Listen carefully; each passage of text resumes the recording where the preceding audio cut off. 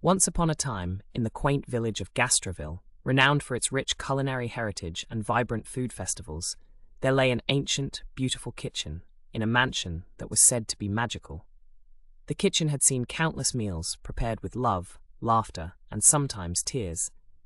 The mansion was inherited by a young chef named Eliza, who returned to Gastroville, carrying dreams of reviving the once famous feasts her grandmother had hosted.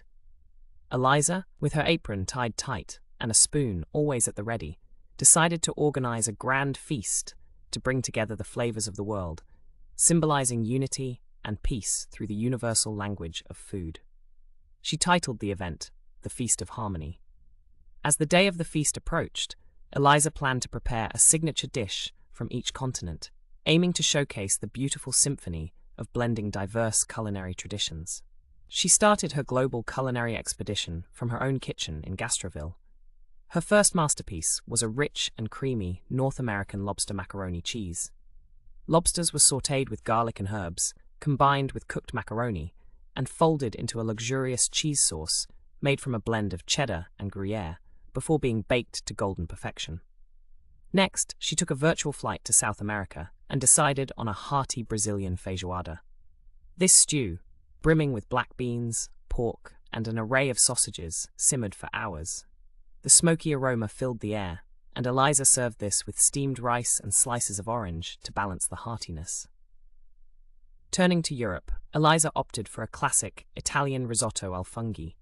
She meticulously stirred the arborio rice, allowing it to absorb the rich mushroom stock slowly, and finished it with a generous amount of parmesan to create a velvety, earthy dish that spoke of the forests and hills of Italy. From Europe, she moved to Africa and prepared an Ethiopian doro wat. This spicy chicken stew, colored with Berber spice and served with spongy injera, required meticulous attention to balance the spices and ensure they imparted a deep, layered flavor. Asia was represented by a Thai green curry. Using fresh green chilies, lemongrass, galangal, and kaffir lime leaves, Eliza pounded these into a paste. Coconut milk simmered with this paste, chicken, and Thai aubergines, transformed into a vibrant, zesty curry that was both soothing and thrilling.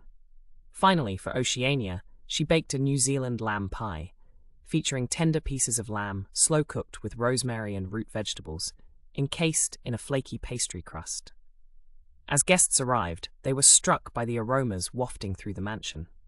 The dining hall was decorated with motifs and fabrics representing each continent. Eliza, in her grandmother's apron, welcomed everyone with a warm smile.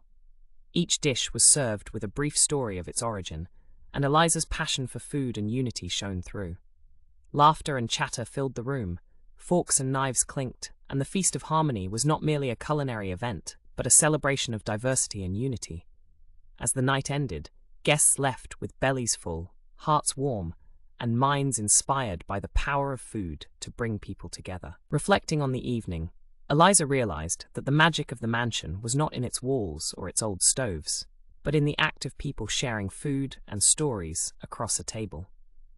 She decided then to turn the mansion into a culinary school, hoping to spread the message of harmony through food to every corner of the globe. Thus, the Feast of Harmony became not just a memorable night, but the beginning of a more flavorful, united world.